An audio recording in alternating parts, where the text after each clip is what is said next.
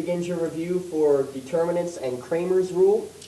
First, you're going to have these kind of questions here. Give an example of an identity matrix. Doesn't matter what size you make it, but all you need is ones on the diagonals and zeros everywhere else. And it must be a square matrix. So that would be an example of one. Another one would be a 2 by 2, like that. Either one of those would be a perfectly acceptable identity matrix. Okay? Give an example of a 3 by 2 matrix. Remember, rows by columns. So 3 rows and 2 columns. So any example would just be, let's say, maybe 1, 2, 3. Well, that would not work because that's 3 columns. I want 3 rows, but only 2 columns. So something like that would work. Just make sure 3 rows, 2 columns. Okay, give an example of a square matrix. Well, either one of your identity matrices would work just fine. All you need is the same number of rows and columns. So this would be an example of a 2 by 2 square matrix. Here would be a 3 by 3 square matrix. Any way you want to do it is fine with me. A triangular matrix. I'll do this one here in red. Triangular matrix. All you need, let's do a example for a 3 by 3. You need numbers on the diagonals, and either above or below needs to be all zeros. The other numbers don't matter. So something like that would work because you have a triangle that's formed here. It could be like that, or it could be the other way around. So if I did zeros on the bottom, and then diagonals like 1, 2, 3, and numbers up top. These would be examples of a triangular matrix. This one because you have the triangle up top. That's actually called upper triangular and lower triangular. Okay, a zero matrix is really easy. Just all the entries are zeros. There's a 2 by 2 zero matrix. It could be a 3 by 3 zero matrix. Anything with just all zeros is a zero matrix. Okay, what does the sign matrix look like for a 4 by 4 matrix? So I need a 4 by 4 matrix. The sign matrix is just always start in the top left corner with a positive, then everything else needs to alternate. This row now needs to start with a negative instead of a positive. Now with a positive instead of a negative. Now with a negative instead of a positive. Positives should never be right next to each other. Negatives should never be right next to each other. That's what the sign matrix looks like. That's how number 6 should look. Okay, how do you find the determinant of a triangular matrix? All you have to do is multiply the diagonal entries. That's all you have to do. Multiply the diagonal entries. So just for an example, this guy right here, the determinant, without doing any work, is 3 times 4 times 2, which is 24. Okay, and what is the only type of matrix that you can take the determinant of? It must be a square matrix, period. You cannot do like this guy, you cannot take the determinant of that type of matrix. Alright, so let's actually start computing the determinant. Remember, determinants we're going to do by doing the cross multiplying, meaning you're going to multiply this way first, then subtract it by multiplying the other way. So 1 times 0 here is 0, 4 times 7 is 28. I subtract them, so I should get an answer of negative 28. In this one, I should get 2 times 1 is 2, negative 3 times 6 is negative 18, and again I subtract them, so my answer should be 20. For this one here, negative 3 times 2 is negative 6. 4 times negative 1 is negative 4. Again, I subtract them. Minus a negative, again, means the plus a positive. So my answer should be negative 2 plus 4, negative 6 plus 4, which is negative 2. Then this one, negative 2 times negative 5 is 10. 3 times 3 is 9. 10 minus 9 gives me a determinant of 1 for that number 12. Okay, the 2 by 2s are easy. 3 by 3s are a little more difficult, and there's 2 different ways to do them. I'm going to show you both ways. You do whichever way you prefer. The first way, I look for a row or column that has lots of ones and zeros. I'm going to look at this guy right here because that's the one that has the most ones and zeros. So what I'm going to do is I'm going to take each entry, so start with the 2, and when I then take out that row and column that it's involved with, and I take the determinant of the matrix that's left, which is 3, 2, 1, 4. I would then, because this is a positive position, I then go to a negative position. So I should be subtracting 0 times the determinant of, well, if I took that one, that row and column, and crossed them out, what would I have left? I would have the determinant of 2, 5, 2, and 4. And then for the last guy, I'm now in the positive position, so plus 0 times the determinant of whatever that is left. So 0 times the determinant of 2, 3, 5, and 1. And the reason I choose zeros is because both of these entries here are just going to go away because they both are multiplied by 0. Now to get this guy, I already have the 2 out in front. I need to figure out what this determinant is. Well, 3 times 4 is 12, 1 times 2 is 2, and when I subtract those, I should get 10. So this is saying 2 times 10, which is 20. So my answer here should be 20. Now, another way I can do this, same exact problem, is using a little trick where you rewrite the rows. So it was, I'm just going to rewrite the matrix, 232, 514, 200. What I'm going to do is I'm going to write in there, I'm going to rewrite these first two columns again, 252 and 310. And what I'm going to look at are a couple different things. I'm going to look at these downward diagonals first, and then I'm going to look at the upward diagonals, which I'll do here in orange. So here are 3 sets of diagonals each way. So first, for the white ones, all I'm going to do in each of these parts that I circled is I'm going to multiply them. So 2 times 1 times 0 is 0. 3 times 4 times 2 is 12 times 2, which is 24. And then 2 times 5 times 0 is 0. So that number there gave me 24. For the orange guys going downward, I have, or from bottom up, I have 2 times 1 times 2, which is 4. 0 times 4 times 2, which is 0. 0, 5, and 3, which is also 0. So that guy equals 4. And what I do to these numbers is I subtract them, and I should get 20 as my answer. So either way, my answer here for the determinant is 20. So that's how you do the two different methods. Let's do the same thing here for number 14. Let's start with that second method here for this guy. So I'm going to rewrite these columns again, 301 and 012.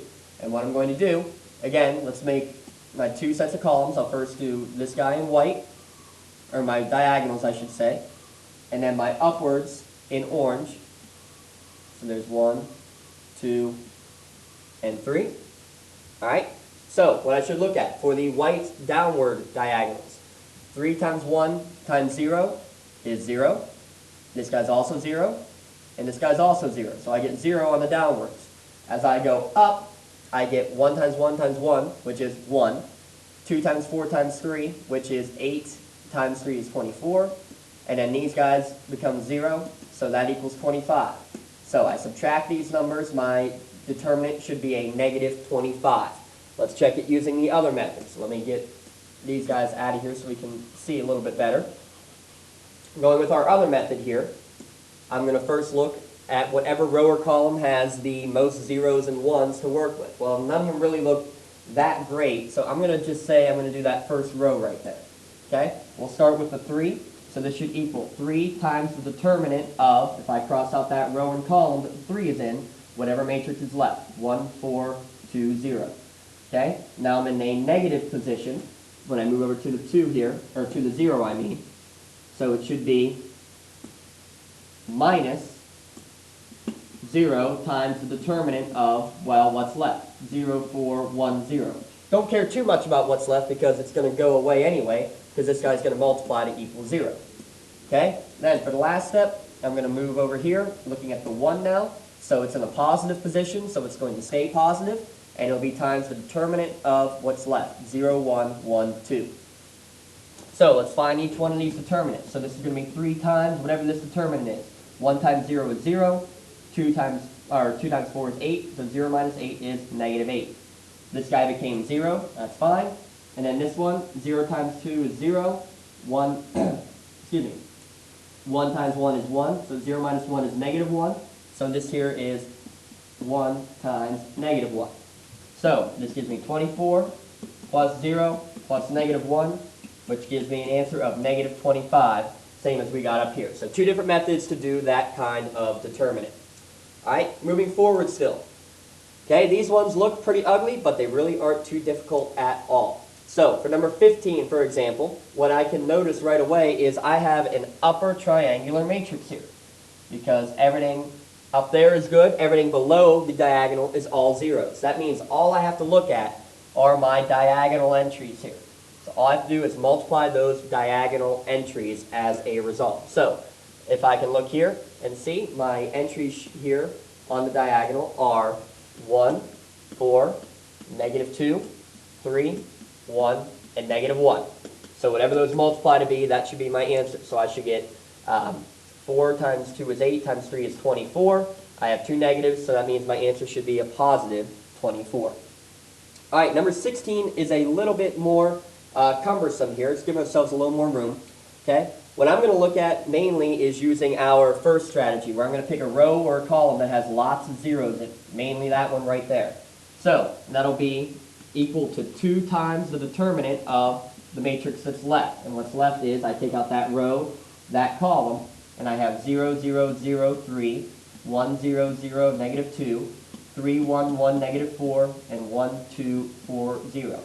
Really, I should then be saying, okay, minus 0 times that matrix, plus 0 times that matrix, and so on and so forth. But they're all zeros, so who cares? It's all going to become a 0 anyway. All right? So now I have a brand new matrix to look at. So with this new matrix, I'm again going to find a row or column that has lots of zeros. And again, it's going to be this guy right here. So I'm going to keep first the 2 that I already had, and now I'm going to multiply by, what do I have here? Well, I have 0 times the determinant of something. Who cares? It's 0 times something. Another 0, another 0. The only guy I have here is this 3. The 3 here is in a negative position, plus, minus, plus, minus. So this is a negative 3, and then times the determinant of what's left when I get rid of that row and column. So 1, 0, 0, 3, 1, 1, 1, 2, 4. Those are the entries that are left. Well, we're in the same boat yet again. So let's again look for a row or column that's easy to do with. Again here, this first row looks pretty easy. So I already have the 2, I already had the negative 3, and now I'm going to take the 1 from this row and column, cross them out, and I'm left with the determinant of the matrix that's left, 1, 1, 2, and 4. And again, I should be saying, well, really it's plus 0 times that matrix that's left, and 0 times that matrix that's left. But again, who cares? They're just 0. So now all I have to do is actually evaluate this 2 by 2 determinant. Once I get down to 2 by 2, it's easy. Okay? 1 times 4 is 4. 2 times 1 is 2. So 4 minus 2, which is 2. So I have 2. I still have the 1. And then I had a negative 3. And I had a positive 2 from the beginning. Those numbers all need to be multiplied by each other to get me my answer. So 2 times negative 3 is negative 6, times 1 is still negative 6, times 2 is negative 12. So your answer there is negative 12. All right, the last steps. Using Cramer's rule to solve systems of equations. What we need to find are 2 matrices. The first matrix is the coefficient matrix. So all you look at are the coefficients of x in the first column, of y in the second column. And then you need an answer matrix, which is literally just the answers. So what I'm going to do now is find different things. I'm going to find the determinant, which is just of the matrix itself. Then we're going to find dx, and we're going to find dy. And let's go through each one of them. So d is just the determinant of this matrix, 5, negative 4, negative 3, and 2. dx is the determinant of the matrix where the y values stay the same. I'm replacing the x values with my answer matrix. So negative 5 and 1. So what I did is I literally plugged this answer matrix in for the x values in dx. Okay, same for dy, except now instead of replacing the x values, I'm going to replace the y values as a result. So I'm going to put negative 5, 1 in for that. So let's solve this. I should get 10 minus 12, so I should get negative 2 for my value of d. Okay? dx, I should get negative 10 minus a negative 4, which will give me a negative 6. And for y, I should get 5 minus 15, which is negative 10. To get my final answers, my last step is always going to be this. My x value is going to be just dx over d. My y is going to be dy over d. So dx over d is negative 6 over negative 2, which is positive 3. dy over d is negative 10 over negative 2, which is positive 5. So that means that my answer is the ordered pair, not 5 comma 3, 3 comma 5. Okay, looking at another example, same way. I need to first find my coefficient matrix, 6, negative 2, 1, negative 2. And my answer matrix again of 3 and 5 in this case. I need to find d, dx, and dy. In these, again, d is just the determinant of the matrix as it is. dx is when I'm going to take the determinant, but I'm going to replace the x row, or the x column, I should say, with my answer matrix. And same when I do dy, except I'm changing now the y column. So the x's stay the same, the y's have now changed to 3 and 5. I'll take each of those determinants here. So this should be negative 12 minus negative 2, which will become negative 10. This guy should be negative 6 minus 5, which is negative 11. That look right? I believe so. And this guy should be 30 minus negative 6, which is negative 36. And I now see where the issue came up because there's a typo on here. The second guy should have been an answer of, oh wait, hang on. It wasn't the second guy that was a mistake. This first guy was supposed to be a 0. So this should have been here 0, which means this was 0, and this was 0. So let's correct this thing up now. So this was still negative 10. This should have been 0 minus 5, which was negative 5. And this guy here should have been 30 minus 0, which was just 30. Okay? Now, let's see if we can go from here now and finish this guy off. So, we have, our x should be dx over d, I'm sorry. So dx is negative 5, and d is negative 10. So my answer is a positive 1 over 2, positive 1/2. My y value is dy over d. The dy is 30 over negative 10, so that means my answer here is negative 3. So my final ordered pair should be 1/2, comma, negative 3. All right, last one here. Let's see if we can set this guy up. Same way as before, we need a coefficient matrix of 1, 3, 2, 4, 5, negative 1, 3, 1, negative 2. And we need an answer matrix of 10, 5, negative 3. This one's going to be the most difficult for us to do because we're going to have to do 4 different matrices. We're going to need to find d, dx, dy, and dz here. So we create our determinants here, our d, dx, dy, and dz here. So let's try to analyze them now and see what we're going to do. No zeros in any of these, so these are not going to be fun ones to do. I'm just going to use the top row as my guidance row for each of these determinants. And again, if you prefer the diagonal method, that works just fine as well. So what I'm going to do, I'm going to have 1 times the determinant of what would be left would be 5, 1, negative 2. Then subtract 4 times the determinant of what's left, 3, 2, 1, negative 2, plus 3 times the determinant of what's left, which would be 3, 5, 2, negative 1.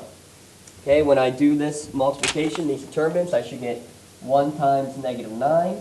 It should be negative 4 times negative 8. And then this will be 3 times negative 13. So I should get an answer here of negative 16 for my value of d. In my next row, let's change colors up a little bit here.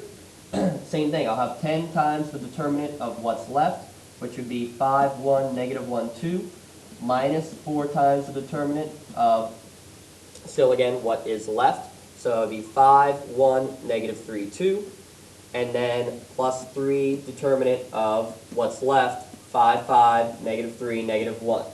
So this is 10 times, this determinant here should be 10 minus negative 1. So plus 1 would give me negative 9. This is negative 4 times negative 7. And this guy here is 3 times 10. So when I add these values up, negative 90 plus 28 plus 30 should give me negative 32 for that value. Next guy, let's go orange here.